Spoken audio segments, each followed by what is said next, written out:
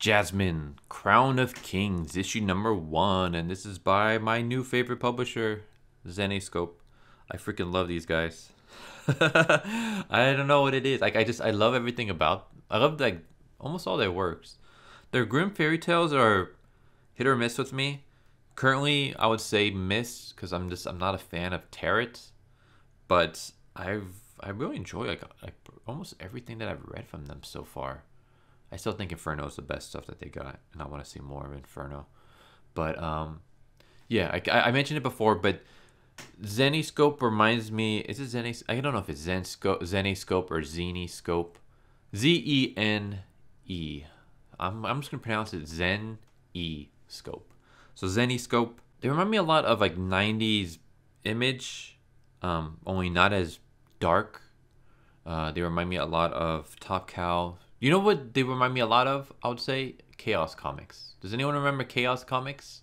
From like they were big in like the mid '90s. They did Lady Death, Purgatory, Bad Kitty, which I liked, or my favorite, Chastity.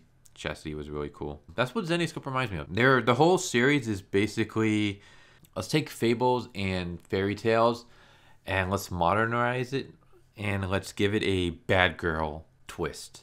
Not necessarily 100% bad girl like in the 90s, but this is like bad girl mixed with a little bit of good girl comics. They're basically bad girl comics, but not hardcore in the fan service, I guess, is what I would say. But I like them. I like them a lot. They do female characters right without making them SJW, which Marvel can take note on.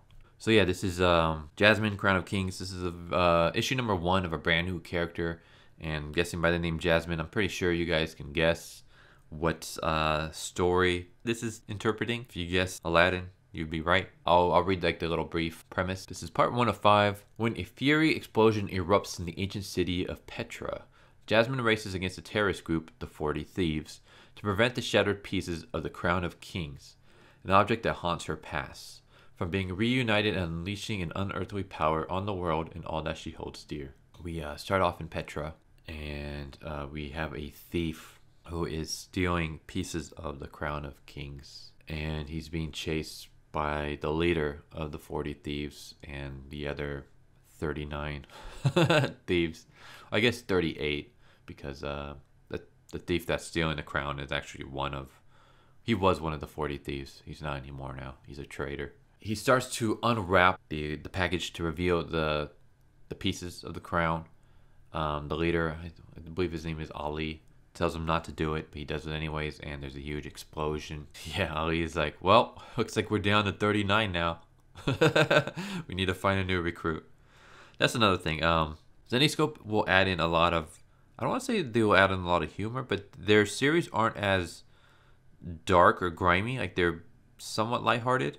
They did, in my opinion, they find a nice balance between humor and drama. Like I said, like I really like this publication.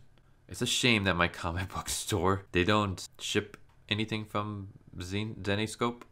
So I either have to do special orders or I have to buy them digitally, which is kind of a shame because I don't know. I'm one of those people where I can't read stuff digitally. I mean, like if it's like news sites and stuff like that, then okay, like like video game news or just politics or comic book news or just whatever, sports news, like stuff like that, I can read online.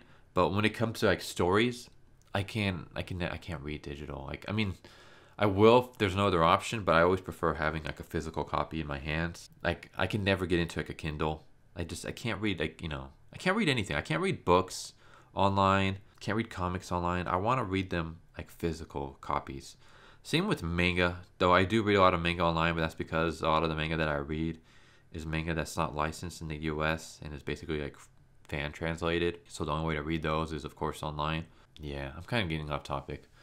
So we cut to Pennsylvania where we have Jasmine having a nightmare about the crown, and we basically get like her history. She was once a thief, and then she got caught, and then she was turned into a djinn, which is known nowadays as like genies. Unlike like the Disney-fied version, djinns don't grant wishes. They're basically like slaves to their master. And then as a djinn, she basically had to follow her master's orders, and her master had her like destroy cities and kill a bunch of innocents, and she still has nightmares about it. So yeah, she's like a student now who's like trying to relearn her powers, I guess, to use them for good now that she's no longer a slave. And she's given the carpet, the flying carpet, which can not only fly, but it can teleport her anywhere that she's been. And since she's a djinn and she's lived like many hundreds, maybe thousands of years, there's like no place on earth really that she hasn't seen.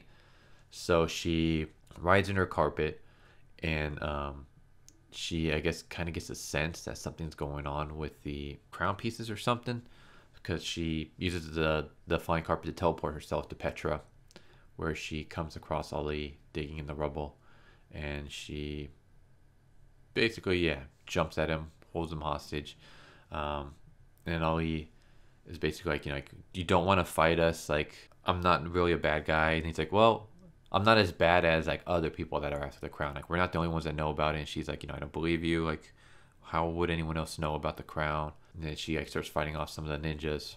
And then I guess they come to like a standstill. And yeah, he tells her, like, join us, help us recover the pieces. Like, the people who, like, the other people who are after the crown are like way worse than us. Like, we're the lesser of two evils. One of the ninjas comes and he's like, I found it. And Jasmine is like, but what are the guardians, that were supposed to be guarding it? So all the guardians wake up, and they're basically like this giant skeleton army, and they're hacking their way through when Ali creates a portal.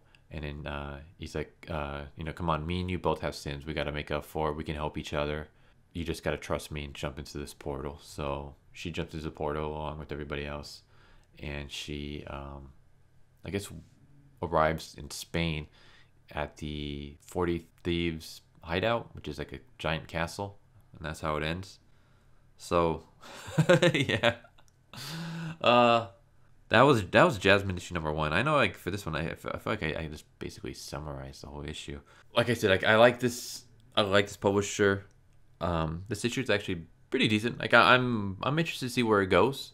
I like Zenescope's more their, like, their supernatural occult stuff rather than their fantastical stuff. I like this issue.